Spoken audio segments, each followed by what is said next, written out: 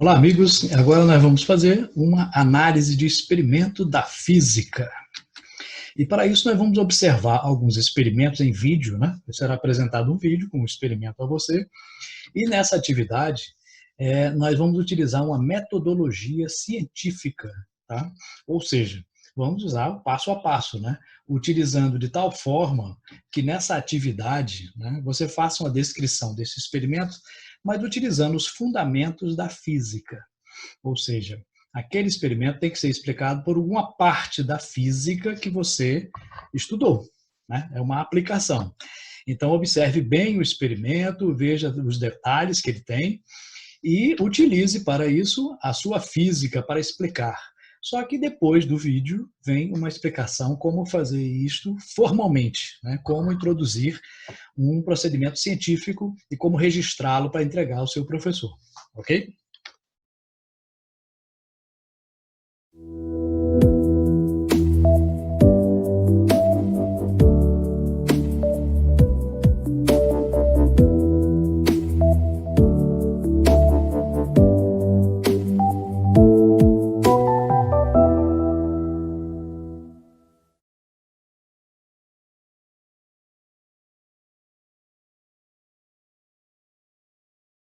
O fenômeno da interferência é característico de ondas. Só as ondas exibem este fenômeno.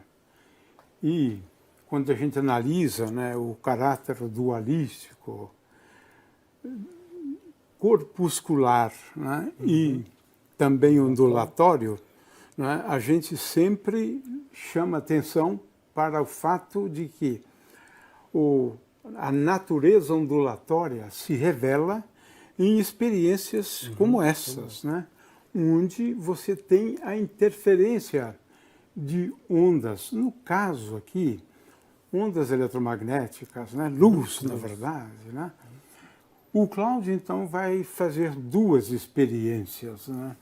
Onde o que a gente vai perceber, né, é a existência de máximos e mínimos de intensidade. É isso que acontece quando você tem interferência. A primeira experiência é uma adaptação do Cláudio à famosa experiência dos anéis de Newton. Né? Newton foi o primeiro a perceber isso, e é curioso, porque ele acreditava na natureza corpuscular da luz.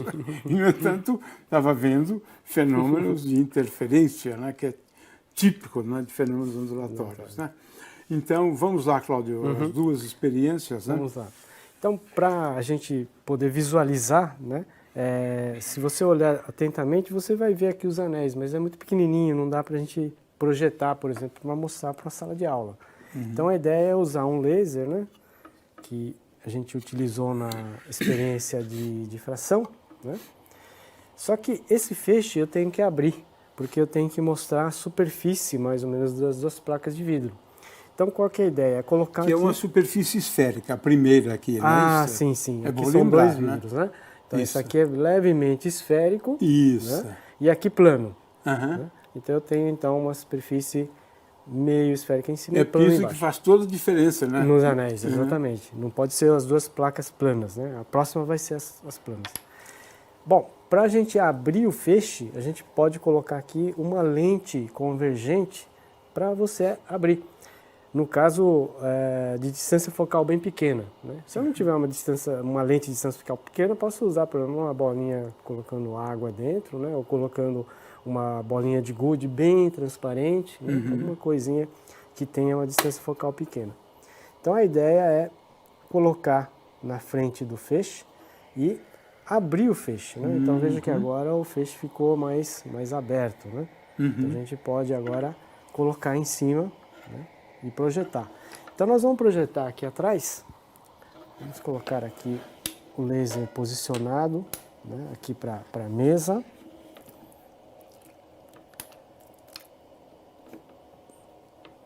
Então está aqui o feixe.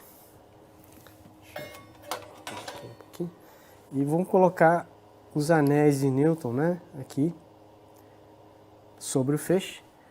E a gente vai observar ali E que dá para ver daqui de cima. Dá para ver aqui por cima, fica bem nítido, né? Mas ali é melhor porque você projeta, né? Exatamente. Então o que a gente vê aqui, né, são máximos da intensidade e mínimos, né? Isso.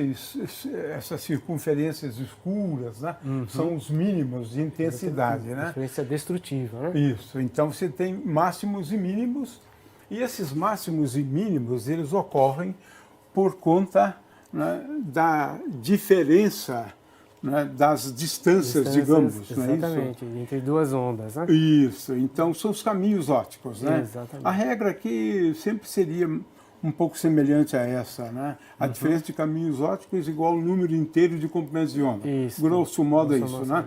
Então, você consegue fazer até mesmo a previsão, né, de onde se situam os máximos e mínimos, né, olhando para as diferenças de caminhos ópticos. Né? Exatamente. A gente pode, inclusive, variar a espessura da película, né, pressionando aqui, olha, pressionando os dois vidros, né? A gente pode ver que há uma porque mudança. aí você altera o caminho óptico. Isso, exatamente. Isso. A espessura da película de ar que tem no meio, né? A distância... A gente pode alterar, né, essas figuras de interferência.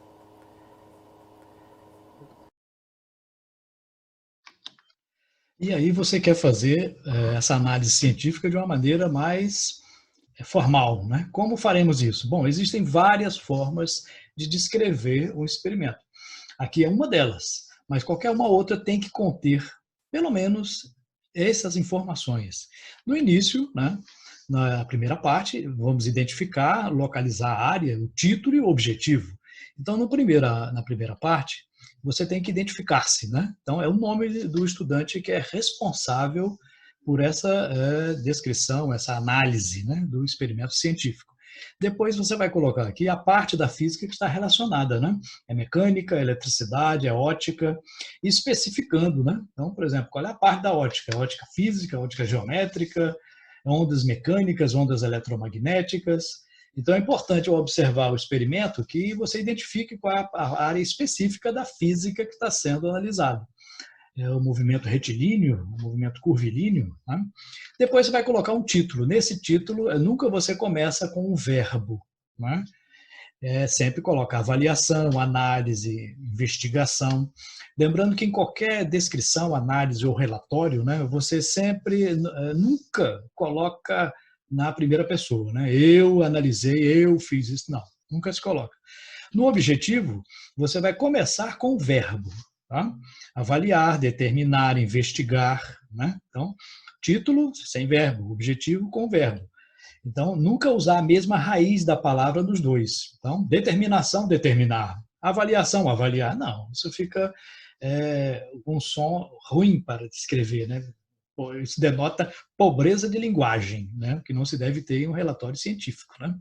Na segunda parte, nós iremos fazer uma representação esquemática e os materiais utilizados. Né? Na representação, né, você vai colocar aqui, ilustrar o que foi analisado em forma de esquemas ou desenhos. Né?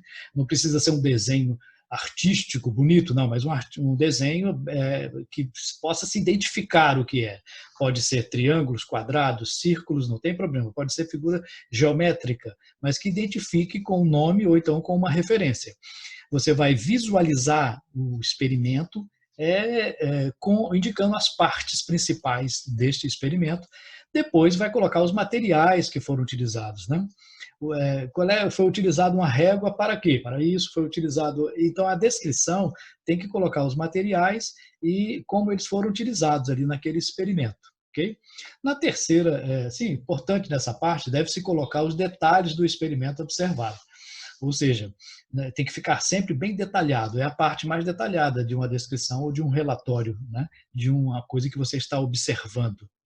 E a terceira e última parte, você vai colocar quais os princípios da física que foram identificados naquele fenômeno. Nessa primeira parte aqui, você vai enumerar conceitos, leis, lei de Newton, primeira lei de Newton, segunda lei de Newton, né?